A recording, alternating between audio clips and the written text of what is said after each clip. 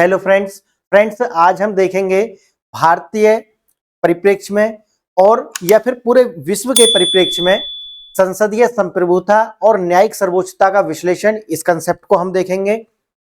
दूसरा है शक्ति का पृथक्करण भारतीय संविधान में किस तरीका से है और पूरे विश्व के परिप्रेक्ष्य में इसे देखेंगे।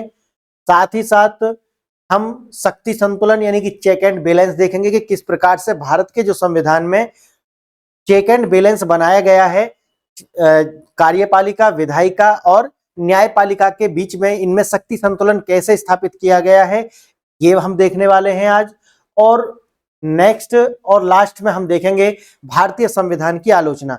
तो आज के जो टॉपिक है मैंने आपको बताया, भारतीय संविधान की आलोचना देखेंगे, चेक एंड बैलेंस यानी कि शक्ति संतुलन, शक्ति का पृथक्करण और संसदीय संप्रभुता। तो ये चार बातें आज हम देखने वाले हैं। तो पहला टॉपिक आप लिखेंगे, आज का जो पहला टॉपिक है वो है संसदीय संप्रभुता।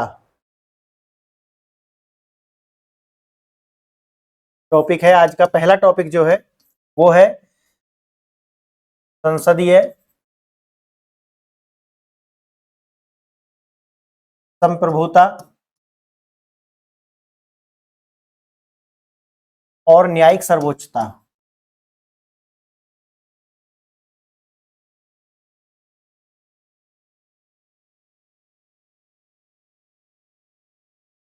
ठीक है, तो संसदीय संप्रभुता और न्यायिक सर्वोच्चता। अब क्योंकि मैंने आपको पहले भी बता दिया है कि संप्रभुता क्या है, क्योंकि ये हम शब्द पहले देख चुके हैं। संप्रभुता है अपने कार्य क्षेत्र में कार्य करने की स्वतंत्रता, और स्वतंत्रता की जब हम बात करते हैं तो हम वहां लिबर्टी की बात कर रहे हैं, समझ गए। तो उसको पूरी तरीका से क्या है, स्वतंत्र है अपने क्षेत्र के कार्य करने के लिए। और जो देश होते हैं वहां पर भी हम संप्रभुता की हम बात करते हैं। आपको मैंने पीछे भी बताया है प्रीवियस लेक्चर्स में कि संप्रभुता क्या है और कौन सा देश कितना संप्रभु है। जैसे कि मैंने आपको बताया कि इंडिया है, यूएसए है, पाकिस्तान है, चाइना है, रसिया है। ये देश सारे के सारे उनके पास अपनी फ्रीडम होती है कि एक देश दूसरे देश के साथ किस तरीका के रिलेशन रखता है, या दूसरे देश के एक्शन से तीसरे देश को क्या फर्क पड़ता है, क्योंकि हम सारे के सारे देश, जितने भी देश हैं वो इंटरकनेक्टेड हैं। तो एक देश के जो एक्शन होंगे हो सकता है कि वो उसे हर्ट करते हो। दूसरी चीज, क्या वो उसके नेशनल इंटरेस्ट को हर्ट करते हो। समझ रहे हैं आप ये वाली बात। जैसे कि उदाहरण के लिए अमेरिका अगर प्रतिबंध लगाता है कि ईरान से तेल नहीं खरीदना है, लेकिन भारत अगर ईरान से तेल खरीदता है, तो ये क्या वास्तव में यूएसए की संप्रभुता है? नहीं, ये यूएसए की संप्रभुता नहीं है, लेकिन यह यूएसए के जो नेशनल इंटरेस्ट हैं उनको हर्ट करता है। अब आप समझ गए।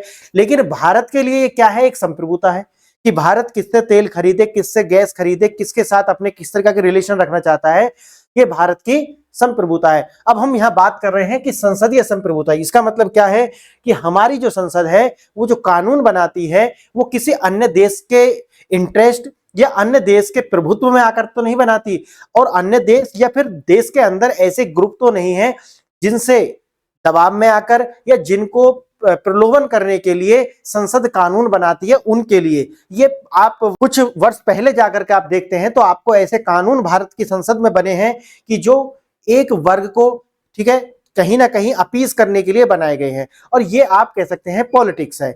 लेकिन संसद की जो संप्रभुता है, संसद की जो संप्रभुता है वो है संसद का कानून बनाने की एक स्वच्छंदता और उसकी एक स्वतंत्रता। आप इसे समझें, जो संसदीय संप्रभुता है, संसद के कानून बनाने की स्वतंत्रता है, लिबर्टी है, उसके जो आंतरिक मामले हैं ये वो है। अब आप समझ गए इस वाली बात को। और न्यायिक सर्वोच्चता, न्यायिक सर्वोच्चता ये क्या है, यानी कि जो हमारी जो सुप्रीम कोर्ट है, जो हमारी सुप्रीम कोर्ट है वो क्या करती है, जो भी पार्लियामेंट कानून बनाती है उसका क्या करती है, वो रिव्यू करती है कि ये कानून, और रिव्यू किस बात का करती है, मैंने आपको पहले भी बताया है, ये रिव्यू करती है, ये नहीं करती कि कानून सही है या गलत है। ये सुप्रीम कोर्ट नहीं देखती या कोई भी जुडिशरी ये नहीं देखती। अगर वो ये देखने लगे तो उसे कहते हैं जुडिशरी ओवर रीच कर रही है। लेकिन वो ये देखती है कि जो प्रोसेस बताया गया है संविधान में, ये प्रोसेस अपनाया गया है या नहीं।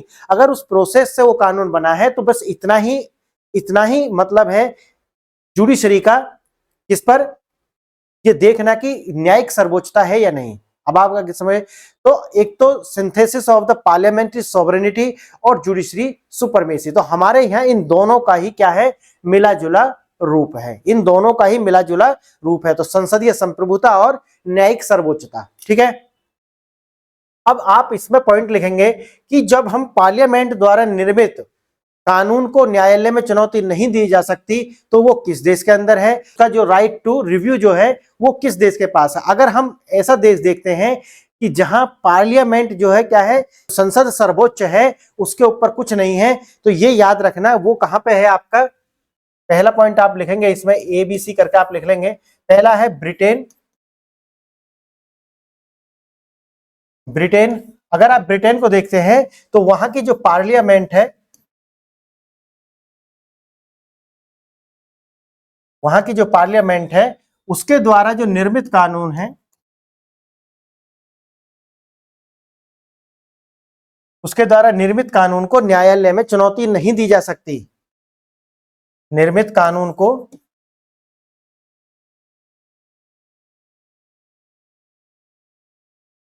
न्यायालय में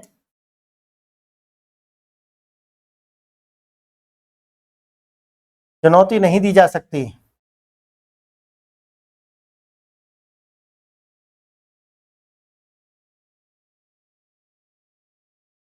समझ गए आप ये वाली बात। तो इसका मतलब क्या है कि यहां पर की जो संसद है वो सर्वोच्च है, तो संसद क्या है, वो सर्वोच्च हो गया।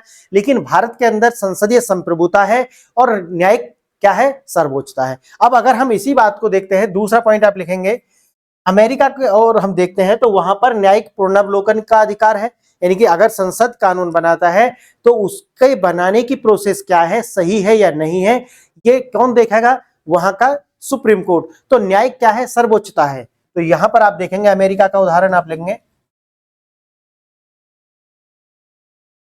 अगर हम अमेरिका को देखते हैं तो न्यायिक पुनर्वलोकन,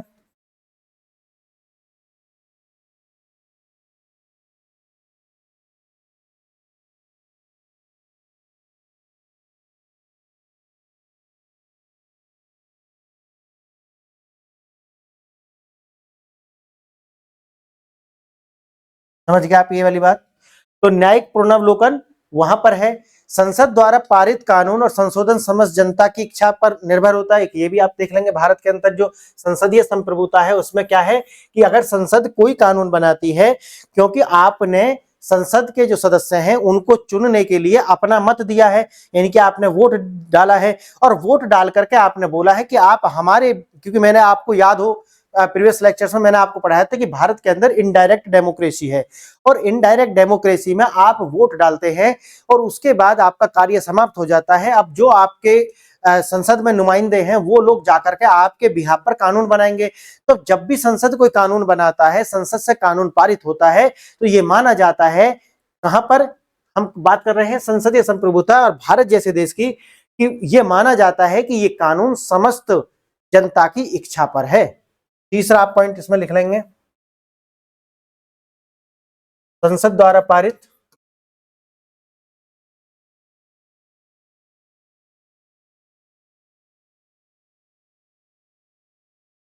और संशोधन,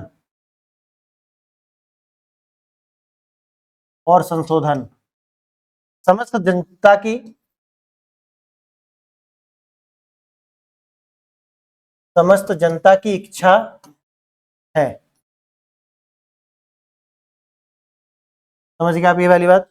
तो ये माना जाता है कि जो एक कानून है जो संसद द्वारा पारित है, ये क्या है, समस्त जनता की इच्छा का ही इच्छा को दर्शाता है। ठीक है, और देखेंगे इसमें आप, न्यायपालिका संविधान के संरक्षक होने के नाते न्यायिक पुनरावलोकन का अधिकार रखती है। ठीक है, हमारे यहाँ पर अगर हम संसदीय संप्रभुता और न्यायिक सर्वोच्चता की बात करते हैं तो यहाँ पर क्या हो जाएगा कि जो न्यायपालिका है वो संविधान के संरक्षक, की वर्ड याद रखना, क्योंकि प्रीवियस ईयर में पेपर में प्रश्न पूछा गया है कि कौन है जो गार्डियन ऑफ द कॉन्स्टिट्यूशन कौन है। ठीक है, तो याद रखना न्यायिक, न्यायपालिका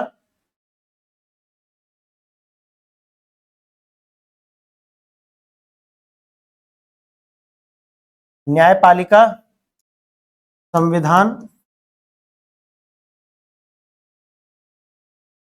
के संरक्षक होने के नाते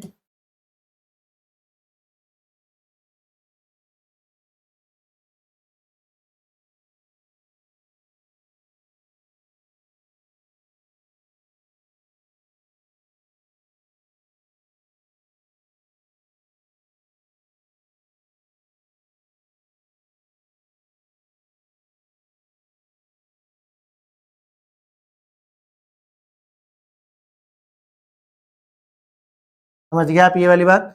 तो जो न्यायपालिका है वो संविधान की संरक्षक है और साथ ही साथ इसी के नाते ये आपसे प्रश्न पूछ सकता है कि इस न्यायिक पुनर्वलोकन का जो अधिकार है ये क्यों है, क्या वास्तव में न्यायपालिका संविधान की संरक्षक है इससे आता है, या और इसी तरीका के 2-3 विकल्प बना देगा। तो याद रखना, क्योंकि न्यायपालिका संविधान की संरक्षक है इसी के नाते न्यायपालिका को पुनर्वलोकन का अधिकार मिला हुआ है, यानी कि रिव्यू का अधिकार मिला हुआ है।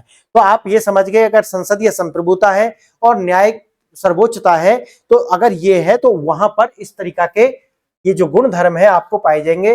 पार्लियामेंट, जैसे कि ब्रिटेन का हमने बताया है कि वहां पर क्या है, जो संसद है वो ही क्या है, सर्वोच्च है।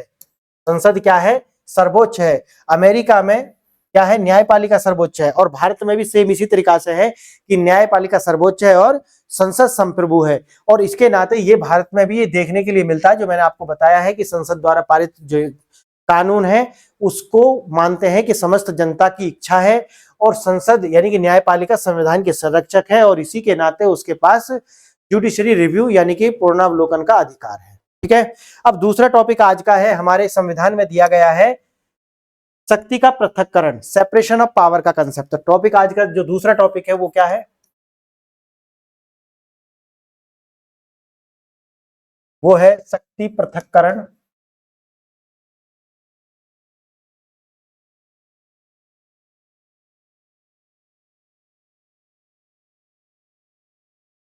शक्ति का पृथक्करण, और इसे इंग्लिश में आप लिखेंगे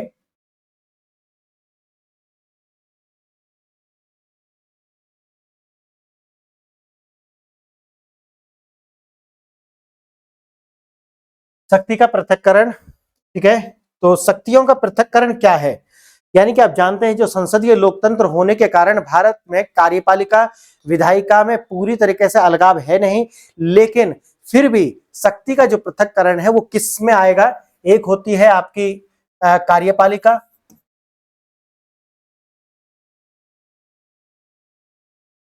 एक होती है न्यायपालिका,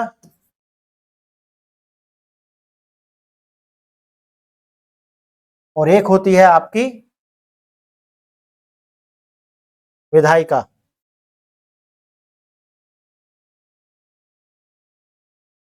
विधायिका, अब ये जो तीन है इनके बीच में क्या है, शक्तियों का बंटवारा है।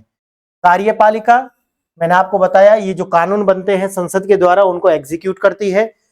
न्यायपालिका, जो कि मैंने अभी आपको बताया क्या है, जो भी कानून बनते हैं उनका पुनरावलोकन करती है कि ये कानून की प्रोसेस, याद रखना हमेशा, कानून सही है या गलत है इसका पुनरावलोकन सुप्रीम कोर्ट नहीं करती है, कोई भी जुडिशरी नहीं करती है, बल्कि वो करती है कि उसको बनाने की जो प्रोसेस है वो सही है या नहीं, इतना है। अगर वो ये भी देखने लगे कि कानून सही है या गलत, तो ये क्या हो जाएगा, जुडिशरी ओवररीच। ठीक है, और विधायिका जो होती है वो विधान बनाने का कार्य करती है, और इन तीनों के बीच में शक्तियों का बंटवारा है। लेकिन ये जो मैं आपको बता रहा हूं ये है जहां प्रेसिडेंशियल सिस्टम है, यानी कि राष्ट्रपति, जहां संसदीय प्रणाली नहीं होकर के क्या है, वहां पर राष्ट्रपति ही सरकार का प्रमुख होता है। उदाहरण के लिए जैसे अमेरिका है, ठीक है, तो राष्ट्रपति ही सरकार का क्या है, प्रमुख होता है। और संसदीय प्रणाली में क्या होता है, आप देखेंगे भारत के अंदर अगर हम देखते हैं तो संसदीय प्रणाली में जो कार्यपालिका है और जो विधायिका है उनके बीच में अलगाव नहीं है, या अलगाव जो है वो पूरी तरीका से नहीं है। अमेरिका के अंदर आपको जो कार्यपालिका और विधायिका है दोनों के बीच में टसल देखने के लिए मिलती हैं आपस में, लेकिन भारत के अंदर आपने ऐसा कभी सुना नहीं होगा कि कार्यपालिका और विधायिका के बीच में टसल हो रहा है पावर को लेकर के। ठीक है, लेकिन जो पावर का जो पृथक्करण का जो सिद्धांत है वो इसीलिए है ताकि वो कार्यपालिका, न्यायपालिका और विधायिका के जो शक्ति संतुलन है उसको बना करके रख सके। और भारत का जो कॉन्स्टिट्यूशन है उसका जो आर्टिकल 50 है वहां पर कार्यपालिका और न्यायपालिका को पृथक होने की बात कही है, इसीलिए आप वहां पर कार्यपालिका और विधायिका के पृथक होने की बात नहीं सुनते। किसके पृथक होने की बात कही है? न्यायपालिका और विधायिका। याद रहेगी ये बात। तो भारत के अंदर इन तीनों में पृथककरण नहीं होकर के किसमें शक्तियों का संतुलन है? ये शक्तियों का जो पृथककरण है वो है विधायिका और न्यायपालिका। याद रहेगा ये। तो आप लिखेंगे पहला पॉइंट इसमें डाल करके, पहला पॉइंट आप लिखेंगे संसदीय लोकतंत्र होने के कारण, संसदीय लोकतंत्र होने के कारण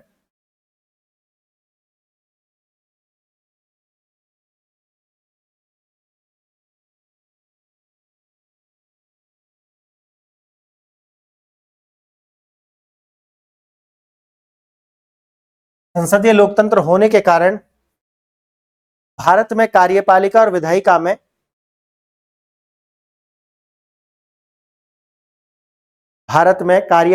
विधायिका में पूरा अलगाव नहीं हो सका है। भारत में पूरा अलगाव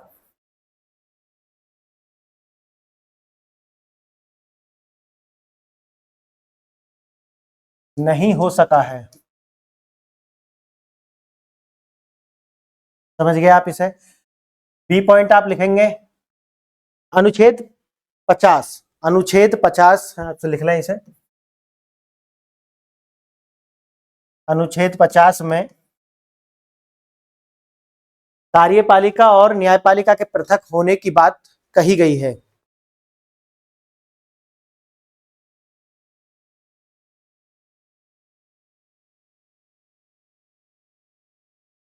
तीसरा पॉइंट लिखेंगे आप 1973 में दंड प्रक्रिया संहिता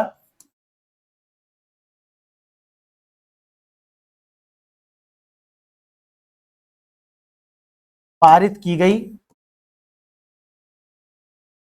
1973 में दंड प्रक्रिया संहिता पारित की गई और जिसके अनुसार जिला मजिस्ट्रेट से न्यायिक शक्ति लेकर न्यायिक मजिस्ट्रेट को दी गई, न्यायिक मजिस्ट्रेट को दी गई। जिला मजिस्ट्रेटों से जो जिला मजिस्ट्रेट थे उनसे शक्ति लेकर के न्यायिक मजिस्ट्रेट को दी गई। ठीक है, तो यह है सेपरेशन ऑफ पावर। तो सेपरेशन ऑफ पावर आप समझिए किसके बीच में और कहां पर। अगर हम जहां पर संसदीय प्रणाली है तो वहां पर हम किस तरीके के जो शक्ति के पृथक्करण की बात करते हैं, और जहां पर राष्ट्रपति प्रणाली है, राष्ट्रपति प्रणाली है, और वहां पर हम किस प्रकार के पृथक्करण की बात करते हैं। हमने ये दो बात की। तीसरा आज का जो टॉपिक है वो है चेक एंड बैलेंस, यानी कि शक्ति संतुलन। ठीक है, चेक एंड बैलेंस टॉपिक तीसरा है आज का।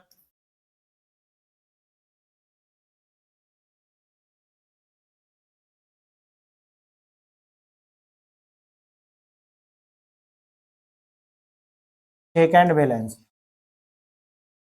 ठीक है, तो चेक एंड बैलेंस क्या है? जैसा कि मैंने अभी आपको बताया, जो चेक एंड बैलेंस है वो भी यही है। जो ये तीन प्रणाली है जिसमें कार्यपालिका, न्यायपालिका और विधायिका, यानी कि ये तीनों जो अंग हैं ये आपस में एक दूसरे पर ये ध्यान रखें कि एक कहीं ज्यादा शक्तिशाली ना हो जाए और दूसरा कम शक्तिशाली ना हो जाए, क्योंकि अगर बैलेंस खराब हो जाएगा तो पूरी की जो पूरी व्यवस्था है वो चरमरा जाएगी। इसीलिए चेक एंड बैलेंस आवश्यक होता है। और चेक एंड बैलेंस आप इसे थोड़ा सा लिख भी लें, पहला पॉइंट आप इसमें डाल करके लिखेंगे चेक एंड बैलेंस सरकार की एक प्रणाली को संदर्भित करता है। चेक एंड बैलेंस पूछ सकता है चेक एंड बैलेंस क्या है। चेक एंड बैलेंस सरकार की एक प्रणाली को संदर्भित करता है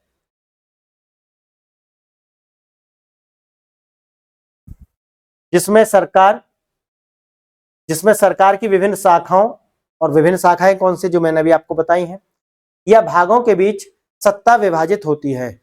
सरकार की विभिन्न शाखाओं या भागों के बीच सत्ता विभाजित होती है। ठीक है, दूसरा टॉपिक, दूसरा लिखेंगे पॉइंट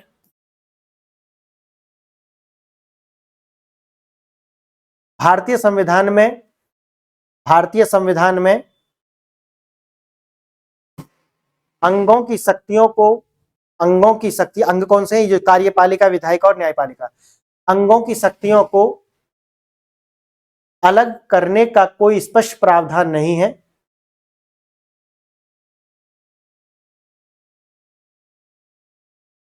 विधायिका, कार्यपालिका और न्यायपालिका जो 3 अंग हैं, इनकी शक्ति को किस तरीका से विभाजित किया जाए, इसका कोई ऐसा प्रावधान उन्होंने करके वो गए नहीं है, लेकिन ये जो बैलेंस है ये बना होना आवश्यक है। अब जैसे कि आप यहाँ पर देखेंगे, विधायिका पर नियंत्रण किस तरीका से रखा जाएगा, कार्यपालिका पर नियंत्रण किस तरीका से और न्यायपालिका पर नियंत्रण किस तरीका से। तो चेक एंड बैलेंस में अगर हम यहाँ देखते हैं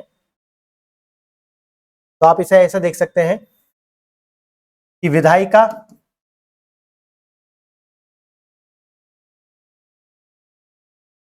ठीक है, कार्यपालिका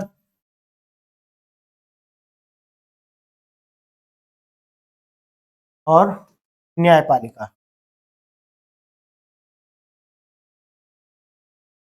न्यायपालिका, अब विधायिका पे किस तरीका से आप देखेंगे, आर्टिकल 102 के तहत उल्लिखित लाभ का जो पद है वो न्यायालय उसको देखेगा कि 102 आर्टिकल 102 क्या है, लाभ का पद। लाभ का पद क्या है ये न्यायालय देखेगा, इसका कि डिसाइड करेगा कि लाभ का पद क्या है क्या नहीं है। समझ गए आप। कार्यपालिका पर अगर हम देखते हैं तो कार्यपालिका यानी कि कार्यपालिका पर क्या करेगा, जांच, अविश्वास प्रस्ताव, प्रश्नकाल, ध्यानाकर्षक प्रस्ताव, निंदा प्रस्ताव और न्यायिक समीक्षा आदि आदि के द्वारा क्या रखते हैं, प्रेशर रखते हैं, उनको बैलेंस करके रखते हैं। ये आप देखेंगे कार्यपालिका पर। कार्यपालिका पर क्या देखते हैं, जांच और अविश्वास प्रस्ताव,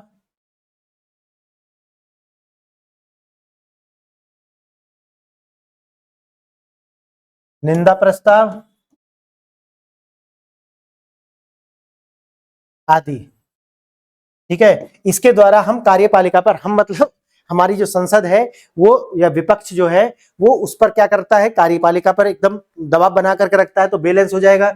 और न्यायपालिका पर हम किस तरीका से, यानी कि न्यायपालिका पर संसद द्वारा न्यायाधीशों को हटाया जाना, यानी कि आप जानते हैं कि अगर कोई भी जो न्यायाधीश है अगर वो किसी तरीका से करप्ट पाया जाता है तो उसको हटाने की जो न्यायिक प्रक्रिया है वो संसद के हाथ में है। तो संसद जो है यानी कि संसद द्वारा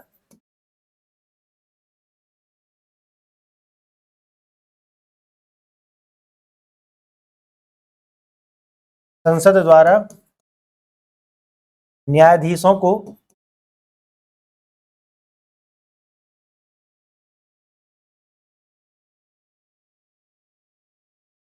हटाया जाना, यानी कि महाभियोग भी आप कह सकते हैं, महाभियोग। ठीक है, महाभियोग की जो प्रक्रिया है उसके द्वारा। तो ये आपस में अगर हम ये सब देखते हैं तो कहीं ना कहीं चेक एंड बैलेंस यहां पर हो जाता है।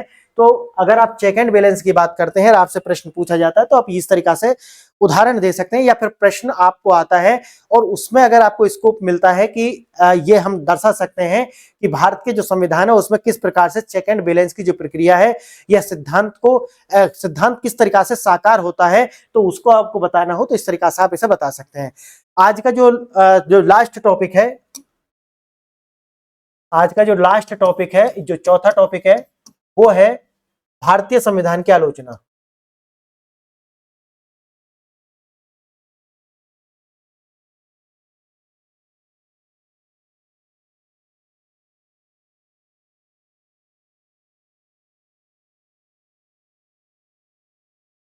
ठीक है, भारतीय संविधान की आलोचना। अब हमने आपने देखा कि शुरू से ही जब से हमने ये लेक्चर प्रारंभ करे और हमने आपको बताया कि भाई संविधान बहुत अच्छा है, संविधान में ये सारे प्रावधान हैं, संविधान की ये ब्यूटी है, संविधान इतना स्ट्रांग है, संविधान लचीला है, संविधान कठोर है, संविधान इन दोनों का समन्वय है। लेकिन अब हम ये सारी बातें करते हुए और हमने पूरी शासन प्रणाली को भी देखा, हमने देखा होगा आपने कि पूरी जो प्रस्तावना है उसे हमने देखा, हमने डीपीएसपी में जो वर्ड्स दिए गए हैं वो हमने देखे, और यहां तक हम देखने के बाद में, सारी सुंदरता देखने के बाद में आप जानते हैं कि जहां सुंदरता होती है वहां थोड़ी कुरूपता भी होती है, और संविधान भी इससे अछूता है नहीं।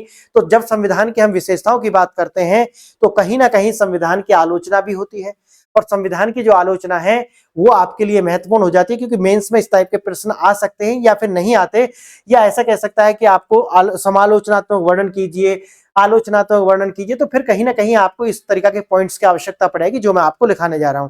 तो संविधान की आलोचना भी की जाती है, और वो कौन से पॉइंट्स हैं जिनके आधार पर हम संविधान को आलोचना करते हैं संविधान की, तो वो आप मेरे साथ लिखेंगे। पहला लिखेंगे आप, पहला पॉइंट लिखेंगे, संविधान विस्तृत और दुष्परिवर्तनशील है। संविधान विस्तृत है यानी कि बड़ा आकार है, और अगर हम, ठीक है, और म्यूटेबल है यानी कि कुछ ऐसे मुद्दे हैं जहां पर वो कुछ स्पष्टता से कहता नहीं है, या आप ये कह सकते हैं कि संविधान जो है वो समय के आधार पर, मैंने आपको बताया कि संविधान विकासशील है, और ये जो विकासशील संविधान है ये समय के अनुसार जो समाज मैच्योर होता है उसी तरीका से हमारा जो संविधान है वो भी मैच्योर होगा। तो ये दुष्परिवर्तनशील है यानी कि इसको अमेंड करना जो है वो थोड़ा टिपिकल भी है। जैसे मैंने आपका बताया कि आर्टिकल 368 के तहत आप करेंगे तो यानी कि दुष्कर होगा इसे, और संविधान क्या है, विस्तृत है। तो इस आधार पर इसकी आलोचना की जाती है कि जो संविधान है वो विस्तृत है और दुष्परिवर्तनशील है। क्या है, विस्तृत है और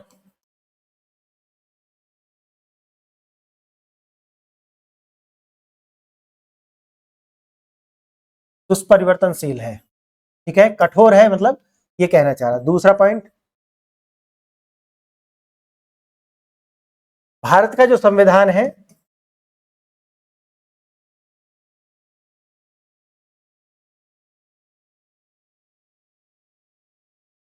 भारतीय है।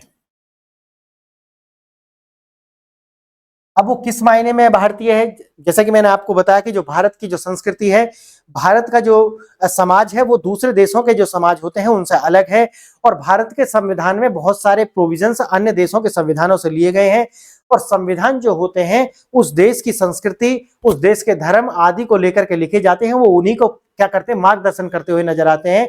इसलिए कहीं ना कहीं भारतीय जो संविधान है वो भारत से, जो भारत की जो संस्कृति है उसे ध्यान में रख करके नहीं लिखा गया। इसीलिए इसी परिदृश्य में आप कह सकते हैं कि जो भारत का संविधान है वो क्या है, भारतीय है। तीसरा पॉइंट आप इसमें लिखेंगे, भारतीय संविधान में मौलिकता का अभाव है।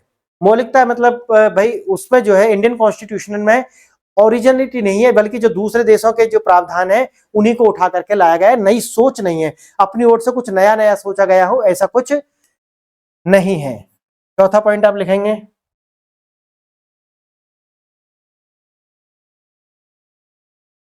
और ये वही है जो मैंने आपको बताया था कि फेडरलिज्म, केंद्र को अधिक शक्तियां दी गई हैं, केंद्र को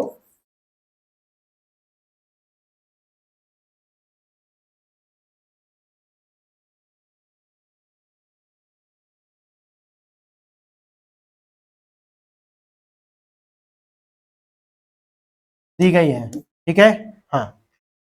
चौथा पॉइंट, पांचवा पॉइंट लिखेंगे आप,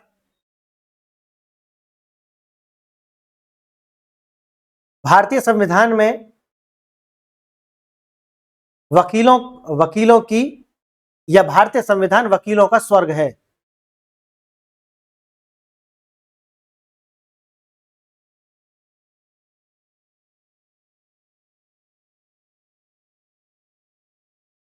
वकीलों का स्वर्ग है। एक तो वही बात है जो मैंने आपको बताई थी कि इसमें वकील बहुत ज्यादा थे, तो कहीं ना कहीं जब हम कानून बनाते हैं तो कहीं ना कहीं अपने आप को वहां पर रख देते हैं। और अगर भारतीय संविधान को आप देखोगे तो तारीख पे तारीख वाली बात आपको याद आ जाएगी कि तारीख पे तारीख और तारीख पे तारीख, ठीक है, वो सन्नी देओल वाला जो डायलॉग है। तो कहीं ना कहीं आपको ये दिखेगा कि जो ये कॉन्स्टिट्यूशन है वो हेवन ऑफ द लॉयर्स है, ये जो लॉयर्स होते हैं उनके लिए एक स्वर्ग है, बहुत कुछ लाभ पहुंचाता हुआ नजर आता है आपको जो वकील होते हैं उनको। अब फ्रेंड्स, हम यहाँ तक इसे देखने के बाद में जो भारतीय संविधान है, अब हमने लगभग लगभग अगर उसका जो एक ओवरव्यू है हमने वो समाप्त कर लिया है। अब आगे की जो पॉलिटी बची हुई है, यानी कि यहाँ से जो नेक्स्ट लेक्चर आएंगे वो आएंगे संवैधानिक विकास, कॉन्स्टिट्यूशनल डेवलपमेंट, और जो अभी हमने देखा है इसके कुछ तो हम विस्तार करते जाएंगे आगे जाकर के। और यहीं से भारत का जो संवैधानिक विकास है 16वीं शताब्दी में ईस्ट इंडिया कंपनी के जो चार्टर उसे मिला था उसके बाद आता है, और रेगुलेटिंग एक्ट से हम प्रारंभ करेंगे।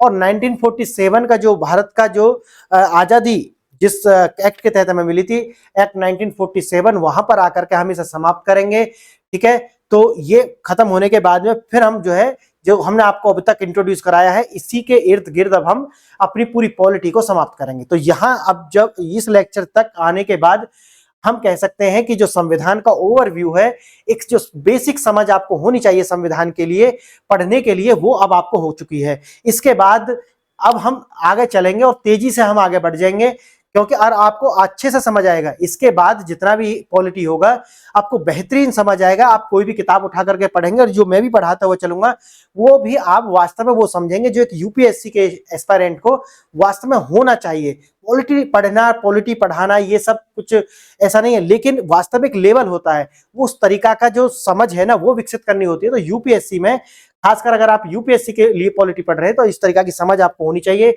एक एक शब्द की समझ आपको होनी चाहिए, कंसेप्ट क्लियर आपके होने चाहिए।